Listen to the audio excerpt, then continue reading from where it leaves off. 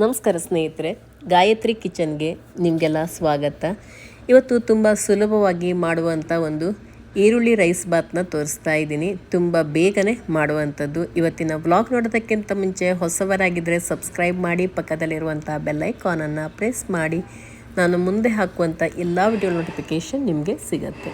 ಅನ್ನ ಮಿಕ್ಕಿದೆ ಅಂದರೆ ಟೆನ್ಷನ್ ಮಾಡ್ಕೊಳ್ಳೋದೇ ಬೇಡ. ಮಿಕ್ಕಿದ ಅನ್ನದಿಂದನೇ ಇದನ್ನು ರೆಡಿ ಮಾಡ್ಬೋದು. ಸಖತ್ತಾಗಿರುತ್ತೆ. ತುಂಬ ಬೇಗ ಕ್ವಿಕ್ಕಾಗಿ ಮಾಡ್ಬೋದು. ಗ್ಯಾಸ್ ಸ್ಟವ್ ಅನ್ನು ಹಚ್ಕೊಳ್ಳೋಣ. ಹಾಗೆ ಕಡಾಯಿಯನ್ನು ಇಟ್ಕೊಳ್ತಾ ಇದ್ದೀನಿ. ಈಗ ಇದರಲ್ಲಿ ಎಣ್ಣೆಯನ್ನ ಹಾಕೊಳ್ತಾ ಇದ್ದೀನಿ. 2 ಚಮಚದಷ್ಟು ಎಣ್ಣೆಯನ್ನ ಹಾಕೊಳ್ತಾ ಇದ್ದೀನಿ. 2 ಚಮಚದಷ್ಟು ನಾನಿಲ್ಲಿ ತೆಂಗಿನ ಎಣ್ಣೆಯನ್ನ ಬಳಸ್ತಾ ಇದ್ದೀನಿ. ನೀವು ಯಾವುದೇ ಅಡಿಗೆ ಎಣ್ಣೆಯನ್ನ ಹಾಕೋಬಹುದು. ಈಗ ಇಲ್ಲಿ ಅರ್ಧ ಚಮಚದಷ್ಟು ಕಡಲೆಬೇಳೆಯನ್ನ ಹಾಕೊಳ್ತಾ ಇದ್ದೀನಿ. ಅರ್ಧ ಚಮಚದಷ್ಟು ಜೀರಿಗೆ, ಉದ್ದಿನ ಬೇಳೆ ಅರ್ಧ ಚಮಚದಷ್ಟು, ಸಾಸಿವೆ ಕಾಳು, ಹಾಗೇನೆ ಸ್ವಲ್ಪ ಶೇಂಗಾ ಹಾಕೊಳ್ತಾ ಇದ್ದೀನಿ. ಬೇಕಂದ್ರೆ ಹಾಕೋಬಹುದು, ಬೇಡ ಅಂದ್ರೆ ಬಿಡಬಹುದು. ಹಾಗೆ 2 ಬ್ಯಾಡಗೆ ಮೆಣಸನ್ನ ಕಟ್ ಮಾಡಿ ಹಾಕೊಳ್ತಾ ಇದ್ದೀನಿ ಒಗ್ಗರಣೆಗೆ. ನಂತರ ಕರಿಬೇವಿನ ಸೊಪ್ಪು ಸ್ವಲ್ಪ,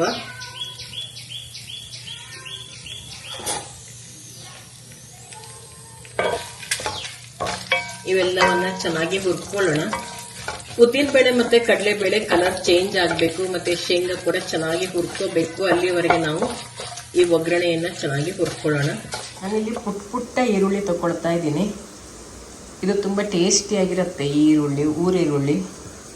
ಇವತ್ತು ನಾನು ಈರುಳ್ಳಿ ಬಾತಿಗೆ ಇದನ್ನ ಹಾಕ್ತಾ ಇರುವಂತದ್ದು. 6 ಈರುಳ್ಳಿ ತಗೊಂಡಿದ್ದೀನಿ. ಇವಾಗ ಎಲ್ಲ ಚೆನ್ನಾಗಿ ಹುರ್ಕೊಂಡಿದ್ದಾಗಿದೆ ನೋಡಿ. ಶೇಂಗಾ ಎಲ್ಲ ಚೆನ್ನಾಗಿ ಹುರಿದಿದೆ, ಮತ್ತೆ ಕಡಲೆಬೇಳೆ ಉದ್ದಿನ ಬೇಳೆ ಕೂಡ ಕಲರ್ ಚೇಂಜ್ ಆಗಿದೆ. ಇವಾಗ ಈ ರೀತಿ ತೆಳುವಾಗಿ ಕಟ್ ಮಾಡ್ಕೊಂಡಂತ ಈರುಳ್ಳಿಯನ್ನು ನಾನಿಲ್ಲಿ ಚಿಕ್ಕ ಈರುಳ್ಳಿ 6 ಈರುಳ್ಳಿ ಸೇರಿಸ್ತಾ ಇದ್ದೀನಿ. ಇದು ತುಂಬಾ ರುಚಿಕರವಾದಂತ ಈರುಳ್ಳಿ, ಚಿಕ್ಕ ಈರುಳ್ಳಿ. ಇದು ನಮ್ಮ ಊರ್ ಸೈಡ್ ಅಲ್ಲಿ ಬೆಳೆಯುವ. ಇದನ್ನ ಚೆನ್ನಾಗಿ ಹುರ್ಕೊಳ್ಳೋಣ. ಕಡಾಯಿ ಚೆನ್ನಾಗಿ ಕಾದಿರೋದ್ರಿಂದ ಇದನ್ನ ಜಾಸ್ತಿ ಹುರ್ಕೊಳ್ಳೋದೇನು ಬೇಕಾಗಲ್ಲ ನೋಡಿ. ಇವಾಗ ಸಾಫ್ಟ್ ಆಗೋಯ್ತು ಇದು. ಇದಕ್ಕೆ ಈಗ ಸ್ವಲ್ಪ ಅರಿಶಿನ ಪುಡಿನ ಹಾಕ್ತಾ ಇದ್ದೀನಿ. ಹಾಗೆ ರುಚಿಗೆ ತಕ್ಕಷ್ಟು ಉಪ್ಪನ್ನ ಸೇರಿಸ್ಕೊಳ್ತಾ ಇದ್ದೀನಿ. ಉಪ್ಪನ್ನ ಈ ಟೈಮಲ್ಲಿ ಹಾಕೋದ್ರಿಂದ ಈರುಳ್ಳಿ ಬೇಗನೆ ಮೆದು. ಹಾಗೆ ಸ್ವಲ್ಪ ಸಾಂಬಾರ್ ಪುಡಿ 1 ಚಮಚ, ದೊಡ್ಡ ಚಮಚದಲ್ಲಿ 1 ಚಮಚದಷ್ಟು ತಗೊಂಡಿದ್ದೀನಿ ಸಾಂಬಾರ್ ಪುಡಿಯನ್ನ.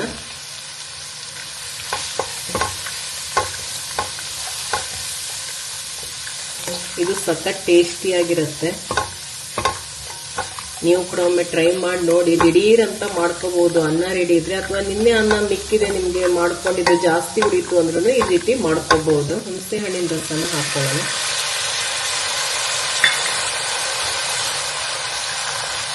ಸ್ವಲ್ಪ ಬೆಲ್ಲ, ಜೋನಿ ಬೆಲ್ಲ ಹಾಕ್ತಾ ಇದ್ದೀನಿ. ನೀವು ಬೆಲ್ಲ ಬೇಕಂದ್ರೆ ಹಾಕೋಬಹುದು, ಬೇಡ ಅಂದ್ರೆ ಬಿಡಬಹುದು. 1/4 ಚಮಚದಷ್ಟು ಬೆಲ್ಲನ ಹಾಕ್ತಾ ಇದ್ದೀನಿ. ಬೆಲ್ಲ ಹಾಕಿದ್ರೆ ಒಂಥರ ಟೇಸ್ಟ್ ಚೆನ್ನಾಗಿರುತ್ತೆ ಅಂತ.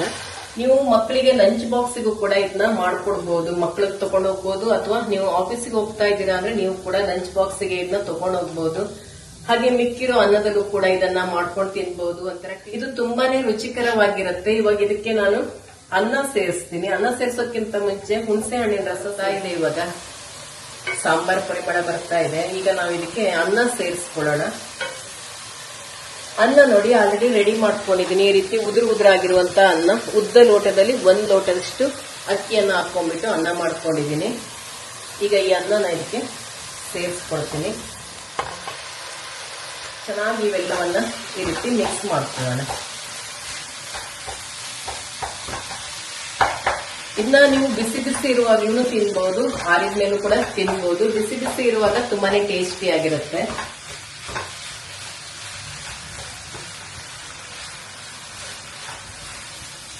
ಚೆನ್ನಾಗಿ ಎಲ್ಲಾನು ಹೊಂದ್ಕೊಳ್ಳೋ ತರ ನಾವು ಮಿಕ್ಸ್ ಮಾಡ್ಕೋಬೇಕು.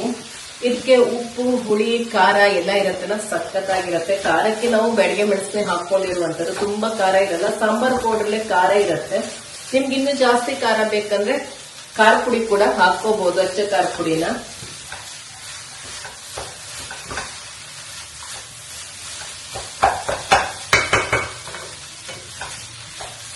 ಈಗ ಕಟ್ ಮಾಡ್ಕೊಳ್ಳೋಂಥ ಕೊತ್ತಂಬರಿ ಸೊಪ್ಪನ್ನು ಸೇರಿಸ್ಕೊಳ್ಳೋಣ. ಕೊನೆಯಲ್ಲಿ ಒಂದ್ಸರಿ ಚೆನ್ನಾಗಿ ಮಿಕ್ಸ್ ಮಾಡ್ಕೊಂಡ್ಬಿಟ್ರೆ ಆಯ್ತು.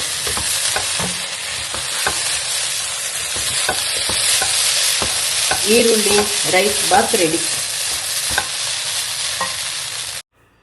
ಈರುಳ್ಳಿ ರೈಸ್ ಬಾತ್ ನಿಮಗೂ ಕೂಡ ಇಷ್ಟ ಆಗಿರುತ್ತೆ ಅಂತ ಅಂದ್ಕೊಂಡಿರ್ತೀನಿ. ಇಷ್ಟ ಆಗಿದ್ದರೆ, ಹೊಸಬರಾಗಿದ್ದರೆ ಸಬ್ಸ್ಕ್ರೈಬ್ ಮಾಡಿ, ಹಾಗೆ ಬೇರೆಯವ್ರ ಜೊತೆ ಕೂಡ ಶೇರ್ ಮಾಡ್ಕೊಳ್ಳಿ.